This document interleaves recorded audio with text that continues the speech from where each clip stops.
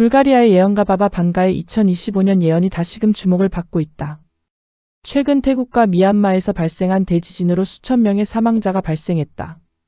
그런데 미얀마 대지진과 바바 방가가 예언했던 2025년 지진 재난이 현실과 맞물리면서 각국의 네티즌들 사이에서 그 진위와 영향력에 대한 논의가 이어지고 있다. 이번 영상에서는 바바 방가의 2025년 예언과 그 배경, 최근 몇 년간의 적중 사례, 그리고 노스트라다무스와의 유사성까지 해설 중심으로 짚어본다. 1911년 불가리아에서 태어난 바바 방가는 어린 시절 태풍에 휘말려 실명한 뒤 예지 능력을 얻었다고 주장하며 평생 동안 수많은 미래 사건을 예언해왔다. 그녀의 예언은 일반 대중뿐 아니라 정치 지도자와 군 고위 관계자들 사이에서도 주목받았다. 이후 발칸의 노스트라다무스라는 별칭으로 알려졌다.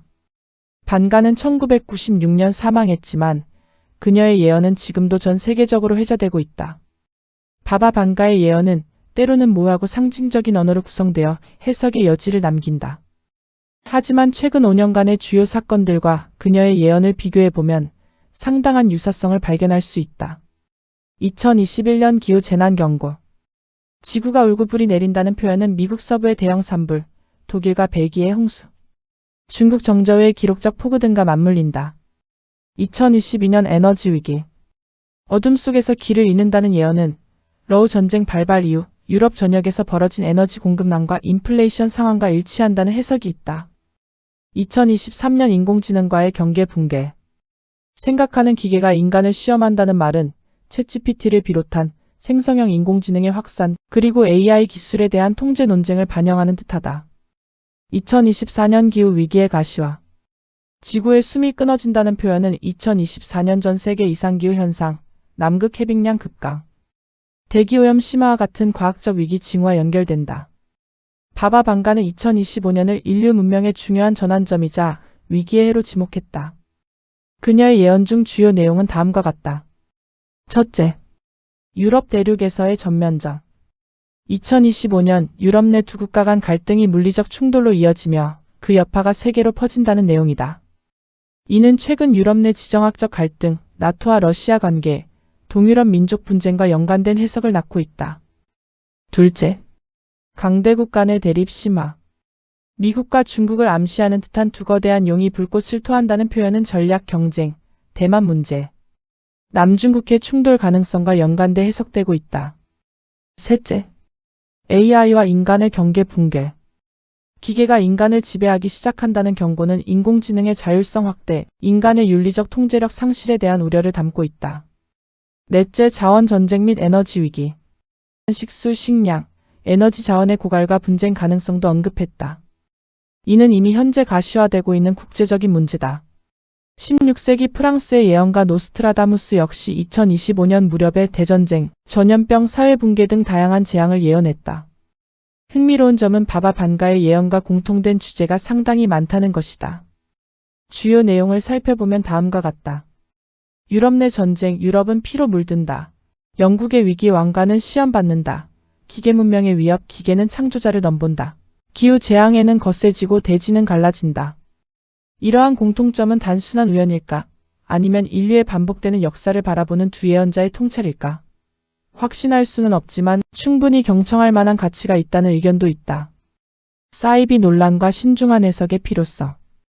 바바 방가의 예언이 일부 실제 사건과 맞아떨어지긴 하지만 그녀의 예언을 맹목적으로 믿는 것은 위험하다. 일부에서는 그녀의 발언을 과장하거나 왜곡하여 사이비 종교나 상업적 목적으로 활용하는 사례가 있어 주의가 요구된다. 과학계와 종교계 일각에서는 그녀의 예언이 모호한 문장으로 구성돼 있어 사건 발생 후에 끼워 맞추는 후속 해석에 불과하다는 비판도 지속적으로 제기되고 있다. 바바 방가의 예언은 미래에 대한 하나의 상상이고 노스트라다무스와의 유사성은 흥미로운 문화적 해석의 장을 제공한다. 하지만 예언은 예언일 뿐이다. 성경은 왜 말세의 거짓 예언자가 많아질 것이라 경고했을까? 최근 몇 년간 세계적으로 천재지변, 팬데믹, 전쟁, 경제 위기 등이 연이어 발생하면서 말세 혹은 종말에 대한 관심이 다시 고조되고 있다. 이에 따라 바바 방가, 노스트라다무스, 그리고 각종 유튜브 예언자 등 미래를 예언한다고 주장하는 사람들이 급증하고 있다.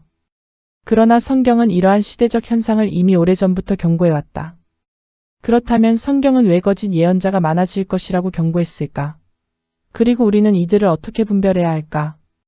성경이 말하는 말세의 징조 중 하나는 거짓 예언자들의 등장이다. 성경은 신구약을 통해 말세의 징조 중 하나로 거짓 그리스도와 거짓 선지자의 출현을 명확히 경고하고 있다. 대표적인 말씀은 다음과 같다. 거짓 그리스도들과 거짓 선지자들이 일어나 큰 표적과 기사를 보여 할 수만 있으면 택하신 자들도 미혹하게 하리라.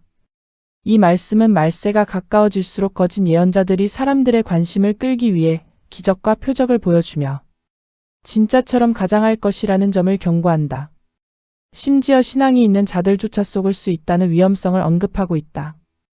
때가 이르리니 사람이 바른 교훈을 받지 아니하며 귀가 가려워서 자기의 사욕을 따를 스승을 많이 두고 진리를 듣지 아니하며 허탄한 이야기로 돌아서리라. 이 구절은 사람들이 진리보다는 듣기 좋은 말, 흥미롭고 자극적인 이야기에 끌려가 거짓 예언자에게 현혹될 것이라는 현실을 그대로 보여준다. 왜 사람들은 거짓 예언자에게 끌리는가? 사람들은 혼란, 불안, 통제 불가능한 미래에 대한 두려움을 느끼기 쉽다.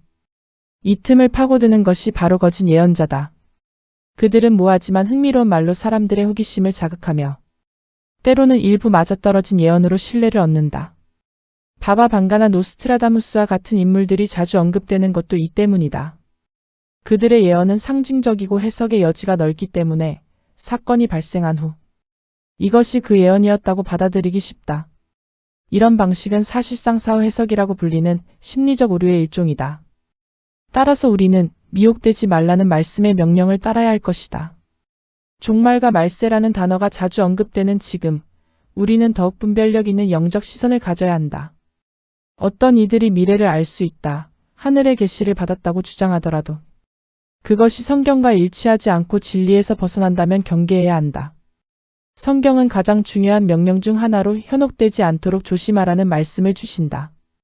이 말씀은 오늘날처럼 정보가 넘쳐나는 시대에 더욱 절실하게 다가온다.